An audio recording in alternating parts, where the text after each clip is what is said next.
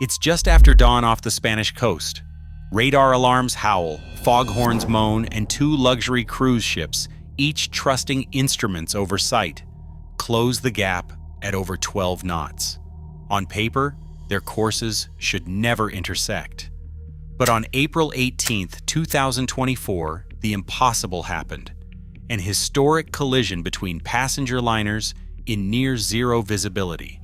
The official line calls it a minor incident, yet hours later, lifeboats are crushed, compartments are flooding, and the truth behind this collision crisis is buried beneath layers of legal jargon and silence. Why did every safeguard fail? The real countdown begins here. Dense fog blankets the Atlantic approaches north of Spain, muting the horizon to a wall of white less than 150 meters from the bow. At 6:10 local time, the Spanish Port Authority's VTS broadcast confirms visibility below 200 meters, wind steady at 10 knots from the west-northwest, and sea state holding at Douglas Scale 2. Every vessel in the area receives the same warning. Restricted visibility procedures are now in force, and all traffic must comply with international rules, no exceptions. For the officers on both cruise ship bridges, the world outside the glass is erased. The only certainty comes from numbers and alarms, radar sweeps, ECDIS overlays, and the steady pulse of AIS contacts. The law is unambiguous. Under COLREGs Rule 19, every ship must proceed at a safe speed, engines ready for immediate maneuver, and maintain a continuous radar plot to detect any risk of collision. In these conditions, safe speed is not a suggestion. It is a legal requirement shaped by the limits of human reaction and the physics of stopping tens of thousands of tons on short notice. Sound signals become the language of the unseen. Every 2 minutes, a long, low blast echoes from each vessel, as required by international convention. Bridge teams track these signals by ear, straining for a hint of direction or distance, but the fog swallows sound as easily as it hides light. Lookouts are doubled, scanning for shapes that never materialize. On the log, every blast is marked, every radar contact plotted, every change in speed or heading recorded for the record that will follow. The pressure of compliance is relentless. Rule 19 forbids course alterations toward another vessel unless certain of their position, a certainty no one can claim in this fog. The engines idle just below cruising speed, ready to answer a hard order. Each bridge must balance the demands of schedule, safety, and law, knowing that a single miscalculation could erase the margin between a routine passage and disaster. Meteorological data, legal text, and bridge routines converge into a narrow channel of possibility. There is no room for improvisation. In these conditions, the only defense is discipline, adherence to every rule, every interval, every signal. The margin for error is measured in seconds and meters, not in judgment or luck.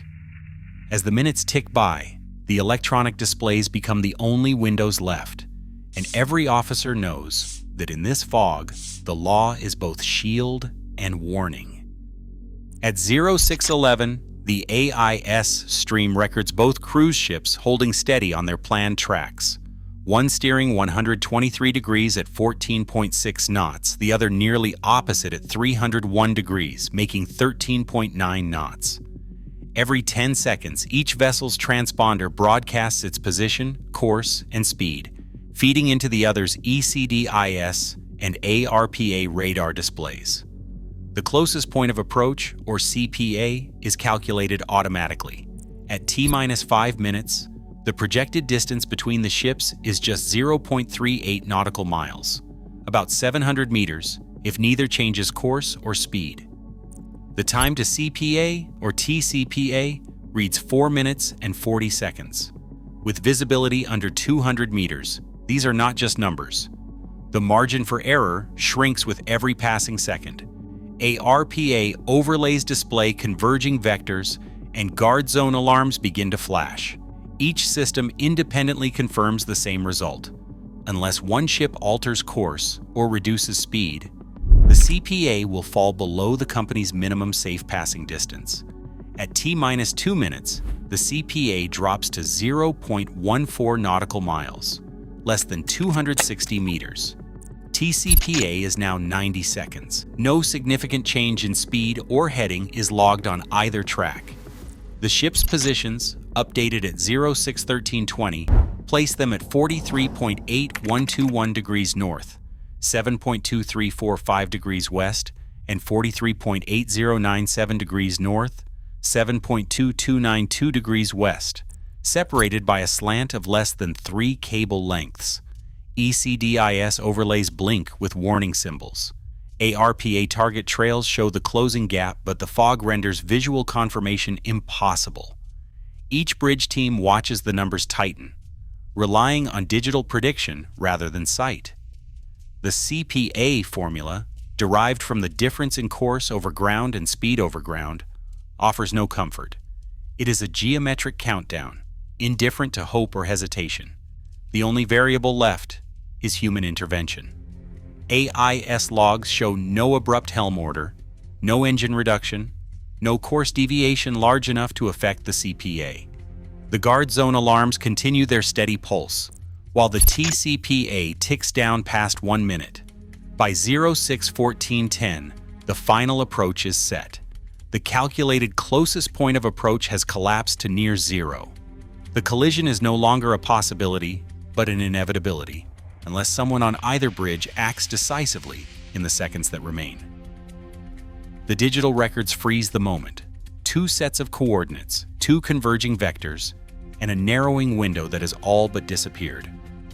Bridge officers face a barrage of alarms as the digital countdown accelerates.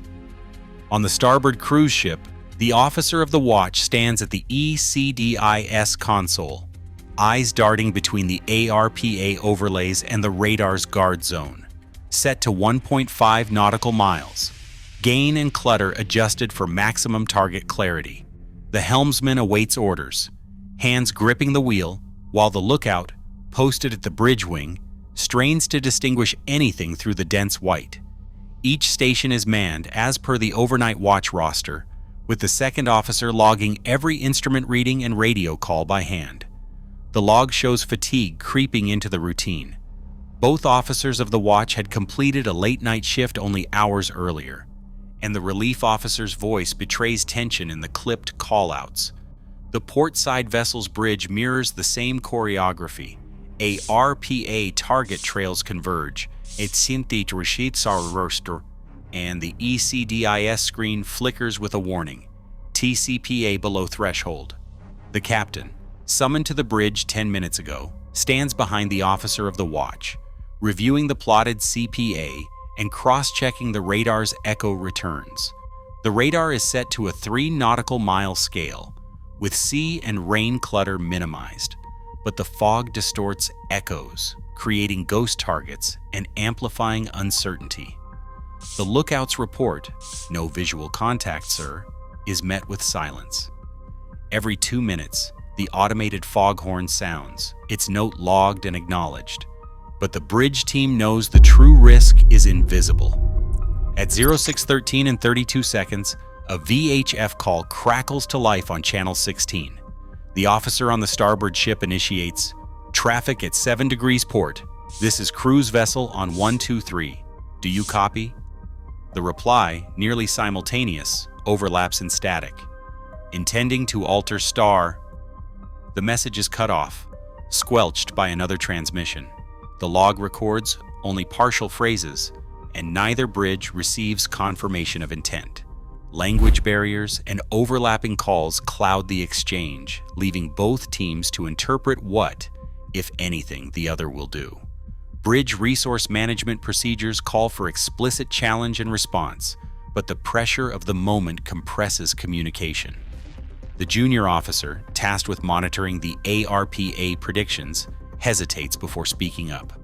"CPA, now less than 1 cable," he reports, voice tight. The captain glances at the ECDIS, recalculates, and gives a low-voiced order. Prepare to reduce speed. Stand by engines. The command is acknowledged, but the engine telegraph remains untouched, waiting for a decisive helm or throttle order that never comes. Every instrument confirms the same story. The CPA has collapsed to 0. The TCPA ticks down to seconds. The final ARPA alarm sounds, a piercing tone that cuts through the fog of uncertainty.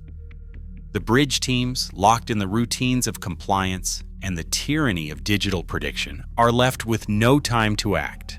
The collision, now inevitable, is measured not by what is seen, but by what is missed in the blur of data, fatigue, and fractured communication. At 06:14 and 16 seconds, a violent jolt shakes the starboard side of the cruise liner, the impact tearing into Deck 3 just above the waterline. Steel grinds against steel, echoing through the ship as a metallic roar followed by a deep, bone-rattling vibration. In cabin 3217, a passenger is thrown from their bunk, landing hard as ceiling panels tremble and the lights flicker. Doors slam open along the corridor, and the sharp scent of burnt insulation fills the air. Down in the crew passageway, a deckhand on early rounds feels the floor lurch beneath his feet, watching a hairline crack snake across the bulkhead, letting in a thin trickle of seawater. 3 seconds later, the ship's damage control logs record the breach at 06:14 and 19 seconds. Automatic sensors detect flooding in 2 adjacent compartments below the muster deck. Watertight doors begin to close on remote command, and within 90 seconds, the bulkhead doors seal, isolating the affected zones. Crew muster lists activate over handheld radios. Damage control teams don fire gear and head for the impact site, guided by status panels now glowing red for sections 3A and 3B.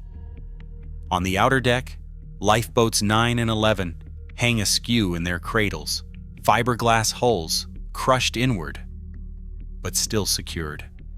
A crew member radios the bridge. Lifeboat starboard side damaged, no breach above davit. The bridge logs this at 06:16, noting the boats are unserviceable but remain in place.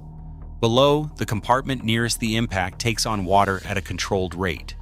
Pumps, tested weekly during SOLAS drills, activate automatically, keeping the water level below the threshold for loss of stability.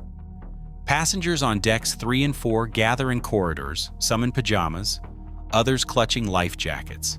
The public address system crackles. All crew to emergency stations. Passengers remain in cabins and await instructions. The message repeats in 3 languages, but confusion spreads as rumors of flooding and fire ripple through the lower decks. A woman on deck 3, close to the impact, later remembers the silence after the chaos, broken only by the distant whine of pumps and hurried footsteps of crew checking cabin doors. The opposing vessel's hull is gashed along 40 feet of plating, with one lifeboat torn loose and flung against the railing. On board, the crew seals off forward compartments and musters emergency teams.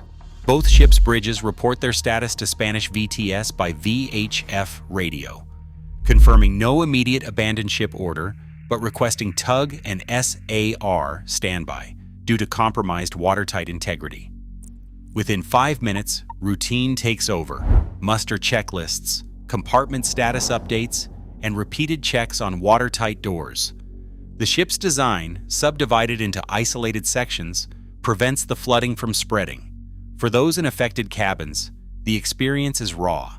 Cold water creeping under doors, emergency lights casting long shadows, and the knowledge that only steel and discipline stand between them and disaster. The incident log records minor injuries, cuts, a suspected fracture, 2 cases of shock, but no fatalities. By 06:20, all watertight zones are sealed, and the crew stands ready for further orders. Survivor accounts and internal logs reveal a reality far more severe than the later official label of a minor incident. At 6:22, the first call for external assistance is answered. SACIMAR, Spain's maritime rescue service, dispatches the Tug Punta Mayor from nearby Vivero, followed by the Salvamar Alioth fast rescue craft. The Regional Coordination Center diverts a rescue helicopter from A Coruña, its crew prepped for winch operations, but standing by as initial reports suggest the situation is contained. Within 12 minutes, the lead tug arrives on scene, guided by VHF position reports and radar echoes barely distinguishable in the thick fog. The captain of the starboard vessel confirms via Channel 16. Watertight doors remain sealed, but propulsion is compromised. Main engines have been shut down as a precaution against flooding in the lower machinery compartments. For the next 45 minutes, the ship drifts slowly, held stable by thrusters, while engineers assess the extent of water ingress. On board, medical teams conduct triage in the main lounge. The incident log records 7 injuries, 4 passengers with cuts and bruises from falls during the collision, 1 crew member with a fractured wrist, and 2 cases of mild shock. No fatalities are reported. The chief purser coordinates a controlled movement of affected passengers from Deck 3 to muster stations, while the deck crew distributes blankets and water. The portside vessel, though less damaged, requests tug assistance for stability checks and prepares for a possible tow to Ferrol. SAR coordinators maintain a running tally of all persons accounted for, relaying updates to the shore-based command post. By 7:10, both ships are under tow at reduced speed, escorted by rescue craft. The fog persists, masking the full scale of the damage, but the operational response, swift, disciplined, and by the book, limits the incident to minor injuries and localized flooding. The immediate crisis is contained, but the records and radio logs will soon draw scrutiny far beyond the fog-shrouded scene. The official investigation begins before the ships even reach port. Spain's CIAIM, the Maritime Accident Commission, announces its inquiry within hours, citing the need to review all VDR data, bridge audio, and navigational logs. Investigators request access to the full sequence of radar and ECDIS overlays, as well as rest and watch-keeping records for both bridge teams. Under SOLAS and the ISM code, operators are required to cooperate fully, but the process behind closed doors is rarely straightforward. Insurer representatives, already in contact with the cruise line's legal teams, issue standard notices to preserve evidence and clarify liability under passenger contracts and international conventions. While the inquiry gathers technical data and interviews crew, the companies move fast to shape the public story. A statement from the corporate spokesperson appears on social media by midday. Earlier today, 2 vessels experienced minor contact in restricted visibility. There were no serious injuries, and all safety systems performed as designed. The wording is careful, downplaying the scale of the impact, emphasizing passenger safety, and promising a full review in cooperation with authorities. Press releases omit any mention of flooding or lifeboat damage. Leaked images quickly circulate online. A lifeboat hull split and hanging from twisted davits. Water pooling in a corridor outside cabin 3217. A crew member in fire gear standing ankle-deep by a sealed bulkhead. These photos, shared by passengers and off-duty crew, contradict the official language of minor contact. Journalists press for answers about watertight integrity, damage control, and compliance with international safety standards. The preliminary CIAIM report, released 5 days later, notes localized hull deformation and limited compartment flooding, confirming the basic facts, but leaving open the question of whether safe speed and proper lookout were maintained under COLREGs Rule 19.